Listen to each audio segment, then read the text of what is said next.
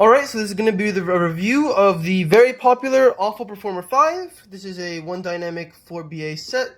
Retails for $220. You can find it for around $200.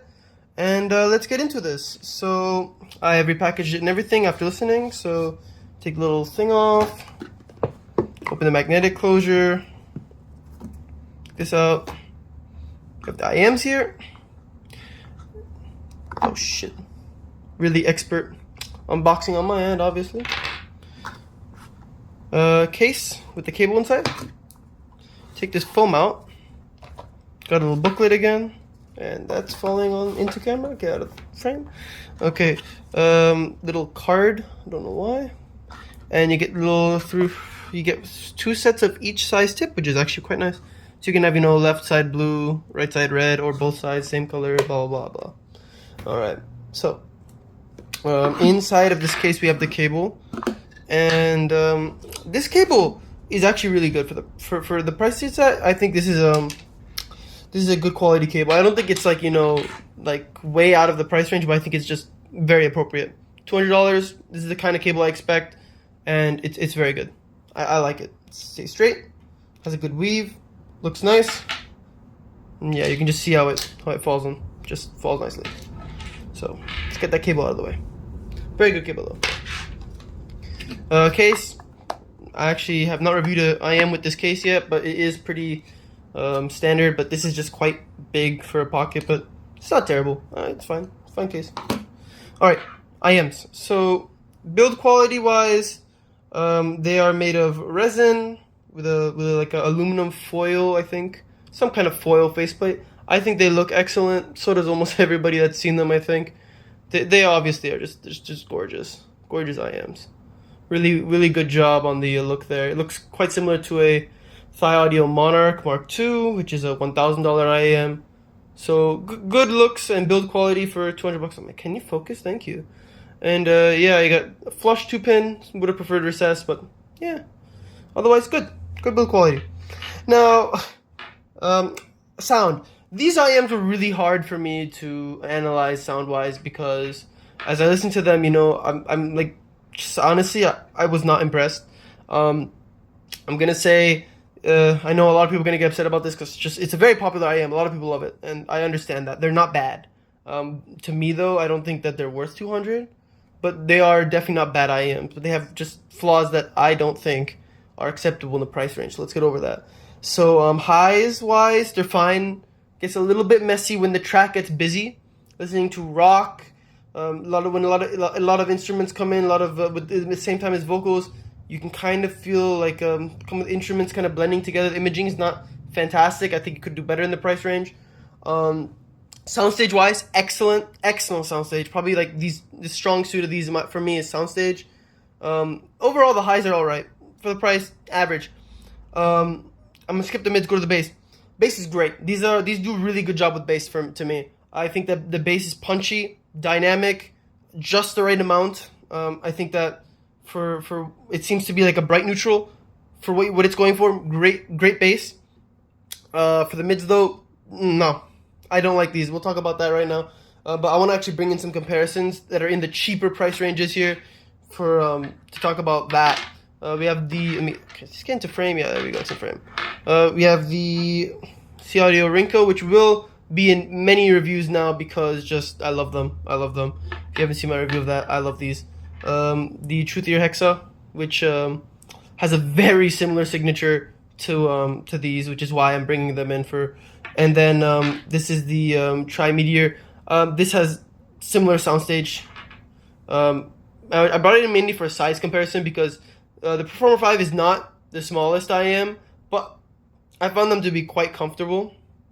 The nozzle's a little weird because it's like it's, if you can see that, it's like inside. It's like a gap. Kind of weird.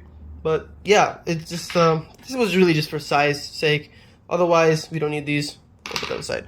But I want to talk about why these are here and why a $200 IM is next to a $100 IM and an $80 IM. So the mids, that's why.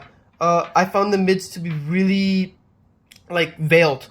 I did not like the mids when you first listen, like when you try to describe it, it's like it doesn't like have a problem. But then I go from the mids on this to the Rinko, and I'm like, okay, yeah, they're average mids. They're a little bit better on this than the Rinko. Yeah, but the Rinko's $100, half the price. But this does not have Rinko's bass, and Rinko's for bass. This is the bass IM, and that's what it does really well, and it's very fun. These have a type of mids, especially vocals, where it's like very analytical. If you want that, these are that. These are very analytical IMs to me. You can have fun with it, but they feel more for the analytical like listener, I think. If you wanna analyze music, you wanna mix, master, I don't know. Maybe they're a little bit V-shaped for that, but they're more analytical sounding than the Rinko, of course, and more than the Hexa even. When I listen to like vocalist tracks, it cuts off the singer in a little bit too early. When I listen to the Hexa compared to the Performer 5, it's really hard to explain this for me. It's just not as enjoyable. I don't enjoy the Performer 5 as much as I would enjoy the Hexa, and that's a problem for the price difference, really, more than double the price. The Hexa has really great extension in the mids and really good highs too. The Performer 5 really feels like it's just stopping too early. The singer would extend their voice and just stop. While here you get the full extension, and that's just not okay in the price for me. And also it could be partially because I heard a lot of hype about these, so when I got them I was really expecting something. And these are not bad IEMs. I want to stress that these are not bad, but I don't think they're worth the price. I enjoy listening to the Hexa more, and I enjoy listening to the Rinko more. The bass on this is better than the bass on the Hexa. The highs are better than the highs on the Rinko. The mids on this are around the same as the Rinko.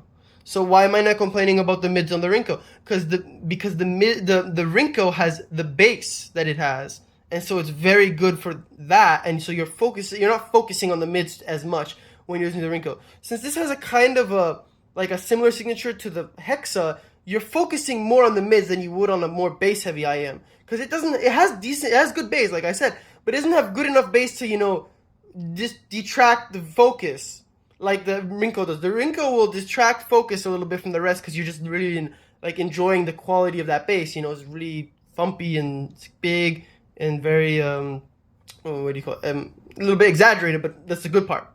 On these, since you have a pretty neutral signature, you really want to. You're trying to get everything, and the mids are something I focus on a lot on a signature that's like this, because it's very similar signature to the Hexa.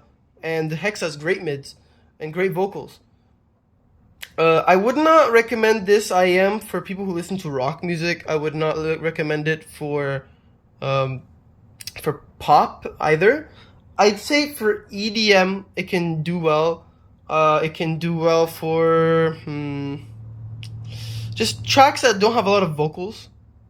These will be great because they have good highs and great quality of bass. The bass is also very good detail. The detail wise, these are well detailed. I think these are better. This will give you better detail than the Rinko and then the Hexa, but not by a lot. But they are detailed well. It's just these are not as good as the hype would suggest. I think that if you're looking at a lot of reviews and people are like, "Oh my God, the Aful Performer 5, it can beat $500 IEMs and all this stuff," no. It can't. I'm sorry. I know. Hate to break the bad news. I don't want to, start anything, but just these are not like flagship top of the line killer IEMs. This is not that. If that's what you're buying this and hoping for, you're not going to get it. And so I'm sorry about that, but that's not these. I actually think that if you were planning on buying this, I recommend just getting a Hexa. I think the Hexa does this type of sound better. It's not going to be as detailed. It has only slightly bigger soundstage. But the mids are better on the Hexa. Highs are about the same. Bass is not as good maybe, but the price is just beyond better. and I think that this is just more enjoyable, especially if you're listening to tracks with vocals. And I think that if you're looking for bass, then you just get a Rinko. The mids on these were just too bland. They're bland. That's the best way to explain it. So I hope this video helped out. Also comfort wise, I used both spin fits and the stock tips. I want to mention that quickly. And they were comfortable for an IM of this size. They were comfortable. They're well shaped. So yeah, that's it. I hope this video helped out. See ya.